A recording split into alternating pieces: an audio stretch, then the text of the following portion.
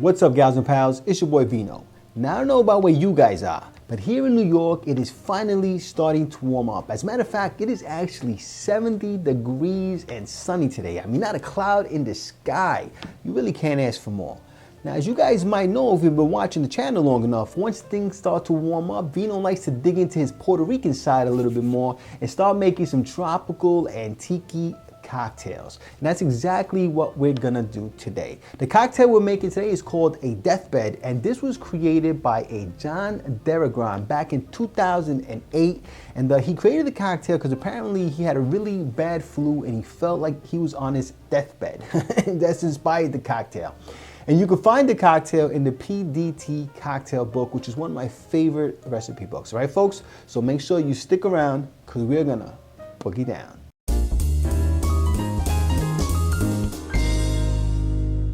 All right, folks, let's go ahead and make our cocktail. All right, the first thing you should know is that this cocktail is going to be built directly into a highball. If you could chill that, even better. And you're gonna want some crushed ice or some Pebble ice for this cocktail. It is a swizzled cocktail, so if you got a swizzle stick, great. If you don't, you could definitely just use a bar spoon like Vino's gonna do, all right? Now, let us look at what is in the sauce. The first thing you're gonna want is 1 ounce of a dark rum. Now, the original recipe calls for Pampero, but you know, you should go ahead and mess around with some other white dark rums if you got it, right? So don't feel like you can't make this because you don't got Pampero, okay? The next thing we're gonna need is 3/4 ounce of a rum Agricole.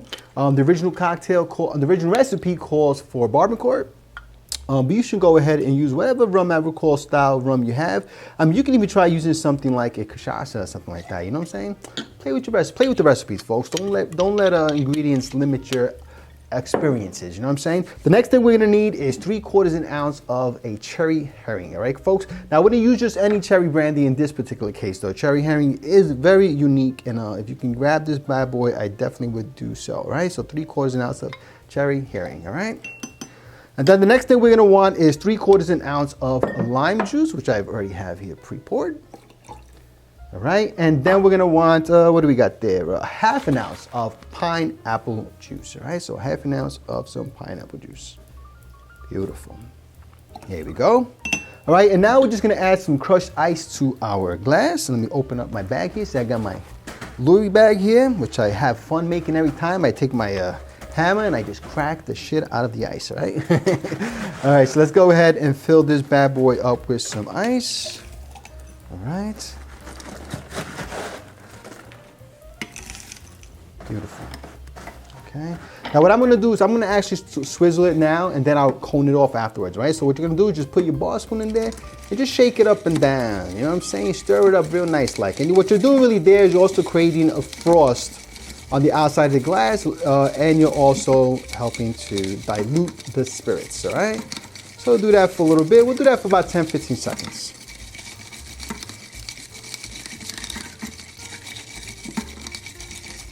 All right, folks, I think we did that long enough. And now I'm just gonna go ahead and fill it up with some more crushed ice. I wanna make sure I get myself a nice amount of crushed ice. There you go. Pat that bad boy in there. All right, there you go. Now you can just kind of cone it off a little bit, do a little mountaintop there. And then we're just gonna garnish that with a lime wheel. Okay, I got a little dehydrated lime wheel here. And then I'm gonna do a cocktail cherry. So let me go ahead, let me go ahead and, sometimes I'm still in like 60-second cocktail mode, though I'm speeding along and I don't have to do that anymore. You know, the channel has changed quite a bit. All right, so come on, let's get this son of a gun in here. There we go. Beautiful. We'll spear that onto that, put this to the side. Oh, look at this. Beautiful. And there we have it, folks, our deathbed cocktail. All right, so let's go ahead and give this beautiful little tropical cocktail a sippy sip. Cheers. Oh, that is delicious. I gotta tell you, I was a little worried about the Cherry Heering not really showing up because it's one of my favorite liqueurs, even though it can usually be pretty bold in a cocktail, pretty dominant, you know, but in this one I wasn't sure. Oh man, it is beautiful. It is definitely right up front. It fills the palate. And as someone who really enjoys that spirit, I really wanted that to shine here, and it absolutely does. Oh, this is good. I really like this. Yeah. I mean, the rums are definitely there, really present. You're getting some of that grassiness from the rum. You know, you're getting that pineapple sweetness as well. This is a delicious cocktail, folks. A great way to, it's very, you know what, it's a very rich cocktail too. What I like about that, I mean, it's really kind of lingering on the palate, which I like. It's really filling up the palate there.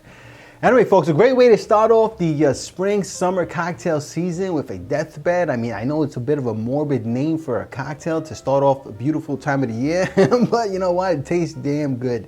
So anyway, look, if you like this cocktail, please press like, please subscribe, and please share with your family and friends. Remember, sharing is caring, and when life gives you lemons, make yourself a cocktail. Cheers.